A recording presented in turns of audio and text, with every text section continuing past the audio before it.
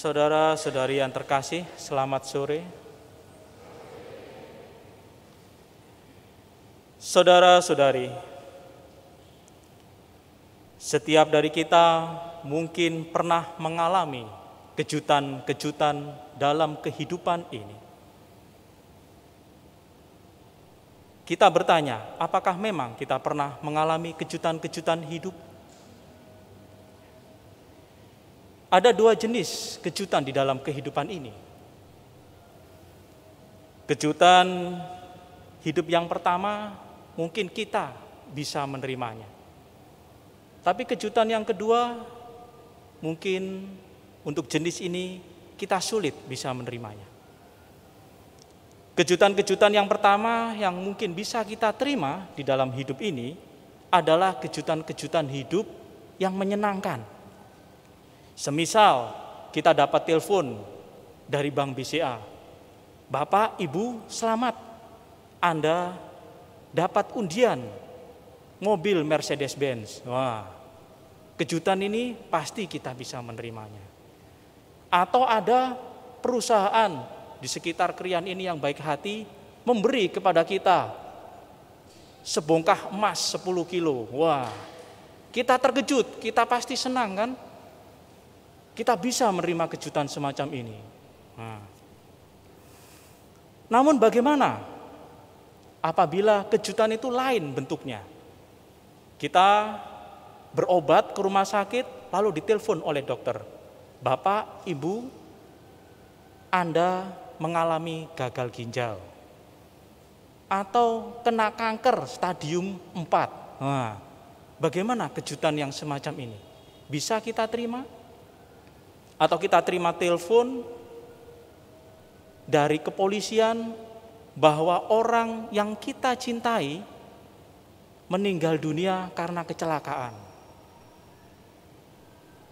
Atau mendengar kabar berita bahwa anak kita yang bermain sedang berenang dimakan buaya. Wah. Tentu kejutan-kejutan yang semacam ini akan sulit bagi kita untuk menerimanya. Nah, terhadap kejutan-kejutan hidup yang semacam ini tentunya juga dialami oleh setiap orang yang terlahir di bumi ini. Kita mengalami keterlemparan bahwa kita lahir tidak bisa memilih, bahwa saya dilahirkan sebagai anak yang mungkin tidak terlalu kaya atau di keluarga yang kaya. Saya tidak bisa memilih menjadi laki-laki atau perempuan. Saya tidak bisa memilih bahwa saya berkulit dari etnis mana juga, kita tidak bisa memilih. Dan juga mungkin terkejut orang tua apabila menyaksikan, loh anak saya kok buta atau cacat semacam ini, seperti Bartimeus ini. Pasti orang tua dari Bartimeus yang bernama Timeus ini juga terkejut, kok bisa saya punya anak yang buta semacam ini. Nah, kejutan-kejutan semacam ini akan sulit untuk kita terima. Dan aneka macam juga di dalam perjalanan hidup ini, bahwa banyak juga tindakan-tindakan yang tidak adil. Aneka macam kejahatan juga bermunculan, pemarginalan, diskriminasi. Bahwa kita terkejut, seorang koruptor pencuri besar tetapi bisa lenggang kangkung bebas. Tapi orang yang baik, mungkin sudah mengabdi kepada negara ini begitu baik, masih muda, tiba-tiba dia meninggal mendadak.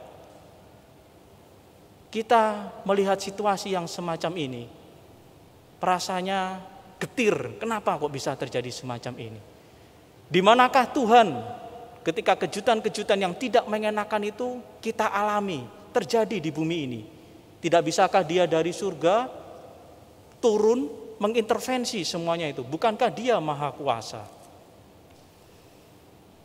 Nah, kita selalu bertanya-tanya terhadap kejutan-kejutan semacam itu.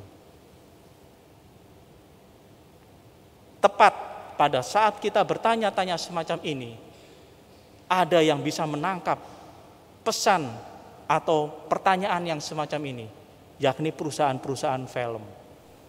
Perusahaan-perusahaan film itu bisa menangkap kejutan-kejutan yang tidak mengenakan semacam ini dari segala macam ketidakadilan, kejahatan. Maka mereka menciptakan superhero yang ada untuk menjawabi mengapa Tuhan kok tidak segera turun tangan. Nah, kami berharap Tuhan lebih dari superhero itu turun tangan, maka menciptakan dalam impian mereka yaitu superhero. Apa saja superhero itu ada? Superman. Ada lagi Wonder Woman. Ada lagi Iron Man. Tuh banyak. Ada lagi Batman. Terus siapa lagi? Spider-Man. Black Panther, Ant-Man. Tuh bayangkan. Banyak superhero kan? Spider-Man, manusia laba-laba. Black Panther, macan kumbang. Ant-Man, manusia semut. Batman, manusia kelelawar. Hampir semua binatang dijadikan superhero. Yang belum ada adalah Tokekman sama Cicakman. Kita tunggu kehadiran Tokekman sama Cicakman itu. Superhero. Nah, saudara-saudari yang terkasih, impian dan harapan yang semacam ini kerap kali kita bertanya-tanya, di mana Tuhan ketika semua terjadi, ketika sengsara, derita, kejutan yang tidak mengenakan itu terjadi.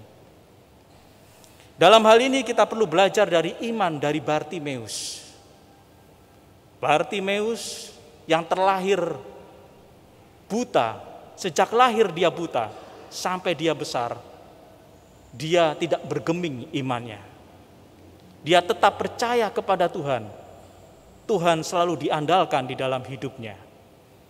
Sekalipun getir dan pahit di dalam perjalanan hidupnya, gelap sepanjang hidupnya, sampai dia tumbuh dewasa sejak kecil, tapi dia tidak berhenti berharap kepada Tuhan.